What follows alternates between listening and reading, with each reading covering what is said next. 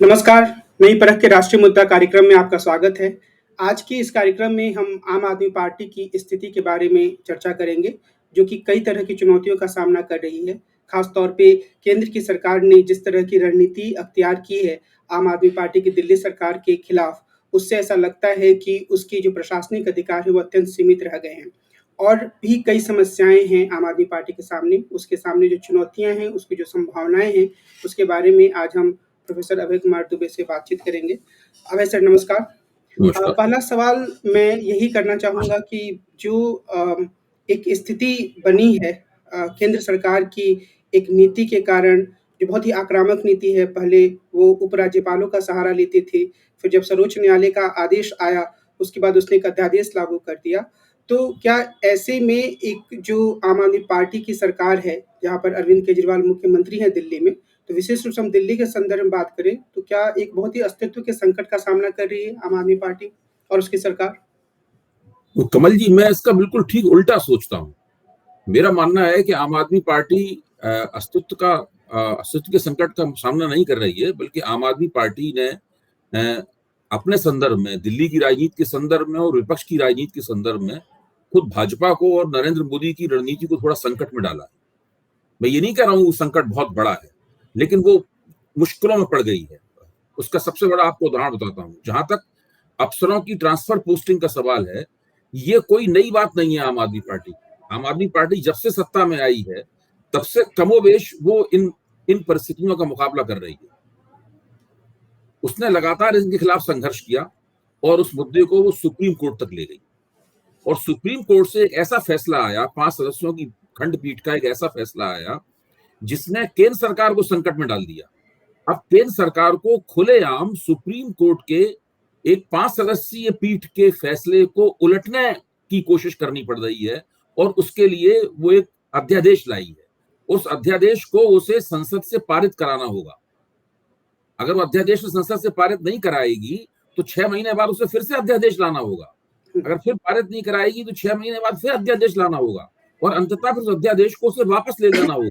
याद कीजिए, जब नरेंद्र मोदी प्रधानमंत्री बने थे, तो उन्होंने एक भूमि अधिग्रहण अध्यादेश को लाए थे, क्योंकि उसको राज्यसभा से पारित नहीं करा सकते थे। इसलिए 3 बार उस अध्यादेश को लागू करने के बाद उन्हें अंततः उसे वापस लेना पड़ा, क्योंकि राज्यसभा में उनके पास संख्या नहीं थी।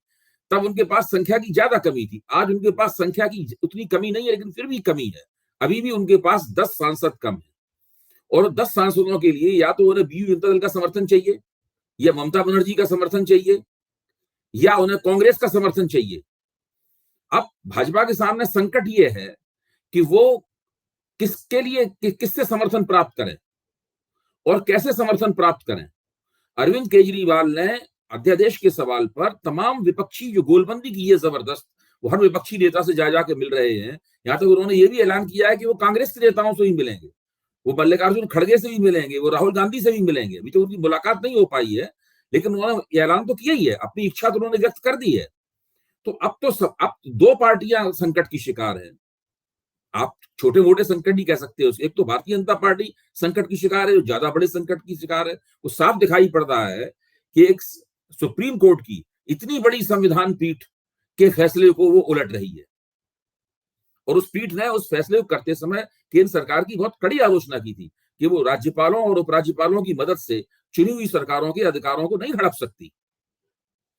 तो एक तो ये संकट है। दूसरी तरफ कांग्रेस इस संकट में है कि कांग्रेस की समझ में नहीं आ रहा है कि इस मसले के ऊपर वो क्या करे।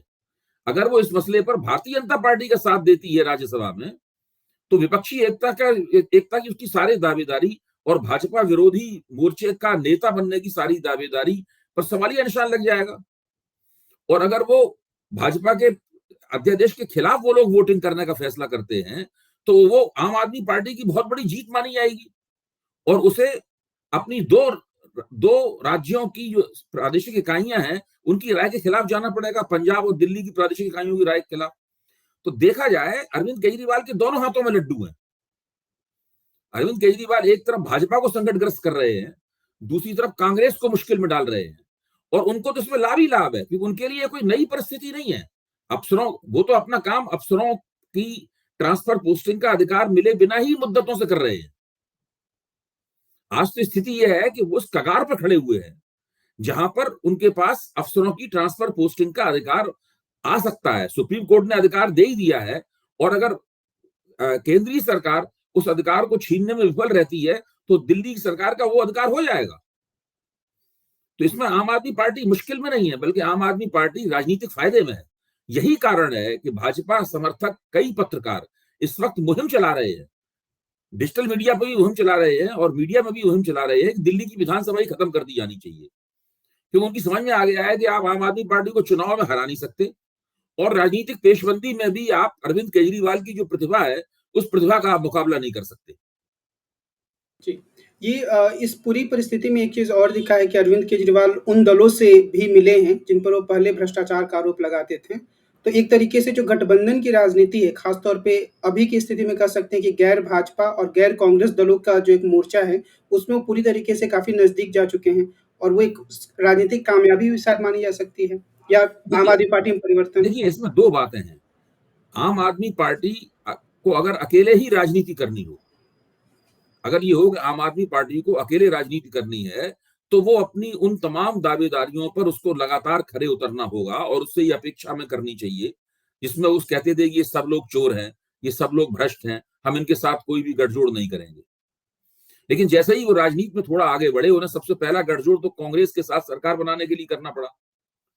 उस कांग्रेस के साथ करना पड़ा जो पहली उनकी सरकार थी। उस कांग्रेस के साथ करना पड़ा जिसके खिलाफ भ्रष्टाचार विरोधी आंदोलन उन्होंने चलाया था।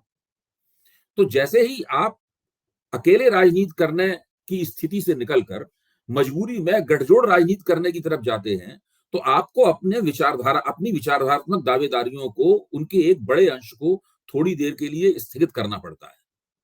जो आम आदमी पार्टी के विरोधी है वो इस बात को कहेंगे कि अवसरवाद है, लेकिन वो भाजपा जो करती है, जो वो महबूबा मुफ्ती के साथ भी अलायंस कर लेती है, भाजपा किसी के साथ भी अलायंस कर सकती है, तो उसको वो अवसरवाद नहीं कहेंगे, उसको कहेंगे गठजोड़ की राजनीति है।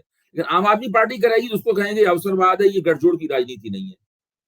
मैं नहीं मानता हूं कि आम आदमी पार्टी ने भ्रष्टाचार के सवाल पर कोई बहुत बड़ा समझौता किया है। जहां तक विचारधारा का सवाल है और जहां तक जनता की सेवा का सवाल है, मुझे नहीं लगता उन्होंने ऐसा कोई समझौता किया है।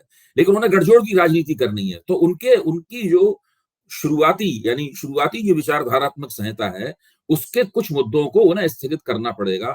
ठीक उसी तरीके से जिस तरह कभी भारतीय जनता पार्टी ने राष्ट्रीय जनतांत्रिक गठजोड़ बनाने के लिए अपने उन विचारधारात्मक मुद्दों को स्थगित कर दिया था, जिन्हें लालकृष्ण आडवाणी के नेतृत्व में 1990 में उन लोगों ने अपनाया था। लेकिन जब भाजपा ने देखा कि अटल बिहारी वाजपेयी की सरकार गिर गई, उसको किसी ने समर्थन नहीं दिया, एक सांसद ने उनका हाथ नहीं लगाया और लगभग भाजपा की सरकार अछूत हो गई। तब उन्होंने कहा कि भाई अपने ये 3 विचारधारात्मक मुद्दे जो हैं, राम मंदिर, गोरक्षा, ये सब धारा 370, इन सबको अभी हम थोड़े दिनों के लिए स्थगित करते हैं। जब स्थगित किया तब फिर जॉर्ज फर्नांडिस और नीतीश कुमार उनके साथ आए और राष्ट्रीय जनवादी गठजोड़ बनने की परिस्थिति पैदा हुई। तो हमें ये देखना पड़ेगा जब हम राजनीतिक समीक्षा कर रहे हैं कि हम गठजोड़ राजनीति के संदर्भ में राजनीतिक समीक्षा कर रहे हैं या पार्टियां अकेले चल रही हैं उसके संदर्भ में राजनीतिक समीक्षा कर रहे हैं, ये देखने की जरूरत है। एक चीज और है कि पिछले दिनों में, एक और उदाहरण मैं आपको दूं, हमेशा तो मार्क्सवादी कम्युनिस्ट पार्टी कांग्रेस के खिलाफ त्रिपुरा में चुनाव लड़ती रही है। ये पिछला चुनाव तो उन्होंने अलायंस बना के लड़ा। अब आप कैसे कहेंगे कि भाई ये आप किसने क्या समझौता किया? त्रिपुरा की राजनीति में पूरा आज तक का इतिहास एक दूसरे को गाली देने का इतिहास है, और मिलकर उन्होंने चुनाव लड़ा कि नहीं लड़ा? तो ये हमें ये देखना चाहिए कि भाई गठजोड़ राजनीति का जमाना है। भारतीय राजनीति का बुनियादी स्वभाव ही मुख्य तौर पर गठजोड़ात्मक है। जो पार्टियां दूसरी पार्टियों से गठजोड़ नहीं करती हैं, वो अपने अंदर एक गठजोड़ात्मक माहौल रखती हैं, वरना वो पार्टी चल नहीं सकती, पूरे राष्ट्र के पैमाने पर फैल नहीं सकती। अगर आपको फैलना है पूरे राष्ट्र के पैमाने पे, तो आपको उत्तरोत्तर अलायंस के मोड में रहना पड़ेगा, चाहे अपनी पार्टी बनाने का मामला हो, चाहे पार्टी के बाहर गठजोड़ करने का मामला हो। जी। एक जो मैं सवाल मेरे मन में आता है वो ये कि जिस तरीके से भ्रष्टाचार के आरोप लगे हैं आम आदमी पार्टी के कुछ नेताओं पर, उप मुख्यमंत्री को जेल में डाल दिया गया, सत्येंद्र जैन भी काफ़ी दिनों से तक जेल में रहे। तो इन सब स्थितियों से क्या आम आदमी पार्टी की छवि को बहुत धक्का लगा है? आपको क्या लगता है इस बारे में? देखिए, इसमें होता ये है कि आम आदमी पार्टी का जो मुख्य आधार रहा है अपनी सार्वजनिक जीवन में, उसने अपनी जो छवि बनाई है वो भ्रष्टाचार विरोधी की छवि है। तो भारतीय जनता पार्टी ने तमाम तरह की नीतियां पहले उसके खिलाफ अपनाई तरह तरह की, लेकिन वो उसे परास्त नहीं कर पाई, उसके कदम भी नहीं पीछे हो पाई। यहां तक उन्होंने पंजाब तक में सरकार बना ली उन्होंने, यानी उसका विस्तार होना शुरू कर दिया। उसके बाद भारतीय जनता पार्टी ने नीति बदली। भाजपा ने कहा कि ये हमारे ऊपर भ्रष्टाचार का आरोप लगाते हैं, दूसरे सभी दलों पर भ्रष्टाचार का आरोप लगाते हैं, हम इन्हें ही भ्रष्टाचारी साबित कर देंगे। और जब एक बार इन पर भ्रष्टाचारी होने का धब्बा लग जाएगा, इनका दामन भी दागी हो जाएगा, तब तो पब्लिक को आमतौर पर लगेगा कि सभी भ्रष्टाचारी हैं। तो इनको जो विशेष एक फायदा मिलता है, ये फायदा इनको नहीं मिलेगा। इसलिए भाजपा ने लगातार उनके ऊपर भ्रष्टाचार के इल्जाम लगाने शुरू किए, केंद्रीय एजेंसियों का इस्तेमाल करके। उनकी दो, आम आदमी पार्टी की सरकार चलाने की दो सबसे बड़ी खूबियां थी, स्वास्थ्य और शिक्षा। तो उन्होंने कहा हम स्वास्थ्य मंत्री को भी दबोच लेंगे और शिक्षा मंत्री को भी दबोच लेंगे। तो उन्होंने आम आदमी पार्टी के मर्म, तीन मर्म थे आम आदमी पार्टी के: भ्रष्टाचार विरोधी उछाल, स्वास्थ्य संबंधी सरकारी नीतियां और शिक्षा संबंधी सरकारी नीतियां। उन्होंने इसी मर्म के ऊपर प्रहार किया, और भाजपा शायद सोचती है कि इस मर्म पर प्रहार करके वो आम आदमी पार्टी को कमजोर कर सकती है, लेकिन मुझे तो ऐसी स्थिति दिखाई नहीं पड़ रही है। दिल्ली के अंदर आप भाजपा वालों से निजी बातचीत करके देखिए, या क्या 2025 में जो चुनाव होंगे विधानसभा के, उसमें भाजपा को कोई मौका है आम आदमी पार्टी को हराने का? अभी तक तो मुझे कोई ऐसा भाजपा ही नहीं मिला जो कहे कि हम आम आदमी पार्टी को अगले चुनाव में हरा देंगे। कांग्रेसियों की बात तो छोड़ ही दीजिए। सवाल ये नहीं है कौन किस पर क्या आरोप लगा रहा है, सवाल ये है कि क्या जनता उन आरोपों को सुन रही है, और अगर सुन रही है तो क्या उनके ऊपर यकीन कर रही है। ठीक इसी तरीके से है कि नरेंद्र मोदी पे बहुत सारे आरोप लगते हैं, लेकिन अभी तक ऐसा दिखाई नहीं पड़ा है कि जनता उन आरोपों को भी यकीन करती हो। उसी तरीके से अरविंद केजरीवाल पर, आम आदमी पार्टी पर दिल्ली में बहुत आरोप लगते हैं, लेकिन दिल्ली विधानसभा की राजनीति में ऐसा दिखाई नहीं पड़ता है कि जनता उन आरोपों पर यकीन कर रही हो और उनका ग्राफ नीचे गिरना शुरू हो गया हो। मुझे लगता है अभी भी दिल्ली विधानसभा की राजनीति में आम आदमी पार्टी नंबर 1 पार्टी है। जहां तक पंजाब का सवाल है, पंजाब की जो राजनीतिक स्थिति है उसमें भी आम आदमी पार्टी को फायदा है। अकाली दल की किस्मत वहां पलट नहीं रही है, अकाली दल उसी बुरी हालत में है। कांग्रेस भी अभी नहीं संभल पा रही है वहां बिल्कुल, और भाजपा कभी भी कोई बड़ी पार्टी वहां पे थी नहीं, भाजपा का जनाधार बहुत सीमित है। तो आज की स्थिति में भी आम आदमी पार्टी पंजाब में नंबर 1 पार्टी बनी हुई है। तो दोनों जगहों पर आम आदमी पार्टी नंबर 1 पार्टी है अभी भी। एक चीज़ और है कि जो आम आदमी पार्टी का विस्तार वहीं हुआ ज़्यादातर जहाँ कांग्रेस मजबूत स्थिति में थी, तो कांग्रेस को कमज़ोर करके आम आदमी पार्टी आगे बढ़ी। अब कर्नाटक के नतीजों के बाद बहुत सारे टीकाकार यह मान रहे हैं, और आमतौर पर ऐसा दिख भी रहा है कि जो आने वाले 4 राज्यों के चुनाव हैं, वहाँ कांग्रेस मुख्य विपक्षी दल के रूप में है भाजपा के सामने। तो क्या ये आम आदमी पार्टी के लिए जो उसके एक विस्तार की संभावना थी, एक बड़ी चुनौती के रूप में सामने आया है कि लोग कांग्रेस को अब नए सिरे से देखने लगे हैं? देखिए, आम आदमी पार्टी ने जगह जगह कांग्रेस का जनाधार अपनी ओर खींचा है, और उसकी वजह से कांग्रेस उन इलाकों में कमजोर हुई है और आम आदमी पार्टी मजबूत हुई है। दिल्ली और पंजाब उसका बड़ा उदाहरण है।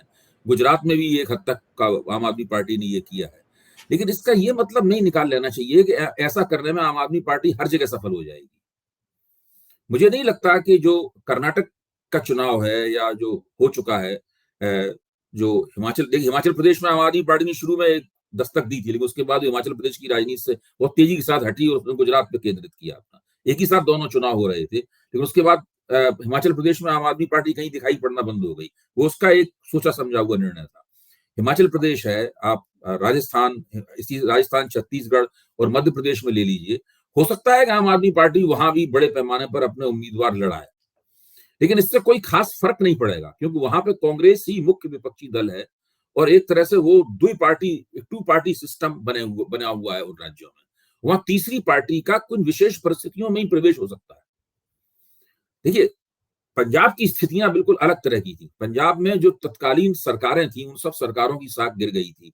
अकाली दल की सरकार की साख पहले गिर चुकी थी। गुरु ग्रंथ साहब की बेअदबी वाले मामले पर से अकाली दल अभी तो उभरा नहीं है, और उन अकाली दल की सरकारों ने जो भ्रष्टाचार किया था वो अपने आप में उसका क्या कहना है, उसका रिकॉर्ड अगर बनाया जाए तो तमाम विश्व रिकॉर्डों को तोड़ देगा। तो और भाजपा की कोई खास वहां पे स्थिति होती नहीं थी, तो वहां पे एक बहुत बड़ा अंतराल था, और स्थापित पार्टियों से जनता काफी थक चुकी थी वहां पर। तो एक नई पार्टी की तलाश में थी, और उसकी जरूरत को आम आदमी पार्टी ने पूरा किया। दिल्ली की परिस्थितियों का हम लोग कई बार विश्लेषण कर चुके हैं, किन परिस्थितियों में आम आदमी पार्टी यहाँ पे उभरी। अब इसी से कुछ मिलती-जुलती या इसी ऐसी ही कुछ परिस्थिति दूसरे प्रांतों में आम आदमी पार्टी को मिले। अगर वो मिलेगी, तब फिर आम आदमी पार्टी वहां पर अपने कदम जमाने में सफल हो पाएगी। ऐसा नहीं है कि एक फार्मूला सब जगह लगातार लागू होता चला जाएगा यांत्रिक रूप से और सब जगह आम आदमी पार्टी कांग्रेस का समर्थन छीन लेगी। लेकिन आम आदमी पार्टी कांग्रेस का समर्थन क्यों छीनती है, हमें इस पे भी विचार करना चाहिए। देखिए, कांग्रेस ने बाद में जाति धर्म का जो भी इस्तेमाल किया हो, लेकिन मुख्य तौर पे वो राष्ट्रीय आंदोलन की पार्टी रही है। और राष्ट्रीय आंदोलन की पार्टी के तौर पर उसको वो जनता से एक राष्ट्र के प्रतिनिधि के तौर पर संवाद करती थी। और उसी संवाद के तौर पर जवाहरलाल नेहरू के नेतृत्व में या महात्मा गांधी के नेतृत्व में कांग्रेस की भारत के मतदाता मंडल के साथ में कांग्रेस की एक दीर्घकालीन मित्रता स्थापित हुई थी। तो उस लिहाज से देखा जाए तो उस जमाने की जो कांग्रेस थी, आम आदमी पार्टी की कोशिश है कि वो आज के जमाने की उस तरह की कांग्रेस बन सके, जब कांग्रेस स्पष्ट रूप से कोई जाति धर्म की पार्टी नहीं हुआ करती थी और उसे मुसलमान भी समर्थन दिया करते थे, हिंदुओं की भी वो सर्वप्रिय पार्टी थी। आज दिल्ली में अगर आम आदमी पार्टी जीतती है तो किस तरह से जीतती है? उसी तरह जीतती है इस तरह कांग्रेस जीतती थी, यहां तक उससे भी ज्यादा बेहतर तरीके से। उसे शीला दीक्षित की कांग्रेस के नेतृत्व में कांग्रेस को जो वोट मिलते हैं तो उससे भी ज्यादा वोट मिलते हैं। इसका मतलब उसे हिंदू वोट भी ज्यादा मिलता है और मुसलमान वोट भी उसके मुकाबले ज्यादा मिलता है। तो उस लिहाज से देखा जाए तो शीला दीक्षित की कांग्रेस के मुकाबले एक बेहतर कांग्रेस है आज के जमाने की। एक जैसे 2 राज्य हैं, दिल्ली और पंजाब, जहाँ पर कांग्रेस और आम आदमी पार्टी के हित टकराते हैं और शायद यहाँ पर विपक्षी दलों की जो एकता है, उसमें सबसे बड़ी बाधा यही है।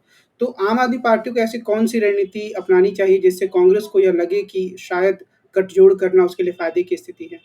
कौन, दिल्ली के संदर्भ में पूछ रहे हैं आप? दिल्ली और पंजाब दोनों के संदर्भ में। देखिए, चूँकि ये मजबूत ये तो पार्टी जब आम आदमी लोकसभा पार्टी है। चुनाव आएगा तो उस वक्त की पेशबंदी बताएगी कि यहाँ क्या होने वाला है। जो लोकसभा चुनाव आएगा उस वक्त क्या पेशबंदी होगी, उस वक्त इसके बारे में हम लोग कोई समीक्षा कर सकते हैं।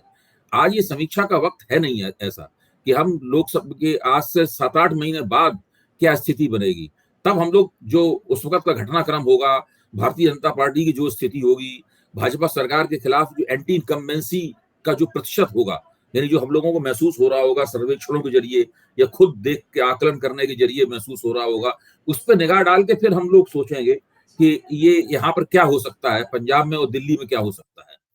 अभी देखिए, पंजाब और दिल्ली ऐसी स्थिति आपको पश्चिम बंगाल में भी मिलेगी। अभी आज आप ममता बनर्जी ये पूछें कि क्या आप लोकसभा चुनाव में कांग्रेस को कितनी सीटें देंगी, कैसे होगा कांग्रेस साथ आपका समझौता है?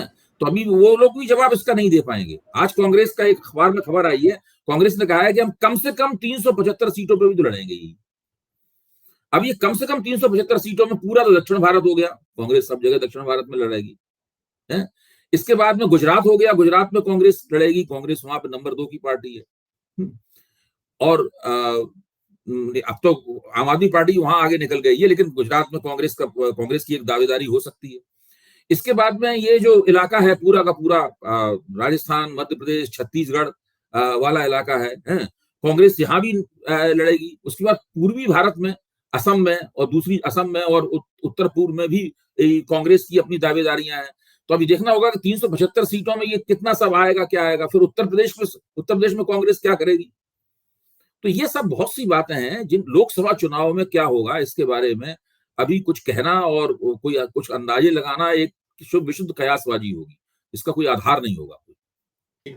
तो आज की इस पूरी बातचीत में जो एक सबसे महत्वपूर्ण बात सामने आती है वो ये कि आम आदमी पार्टी ने अपने अस्तित्व में आने के बाद से अपने भीतर की एक ऐसे जज़्बे को दिखाया है कि वो कई संकटों से और चुनौतियों से आगे बढ़ सकती है।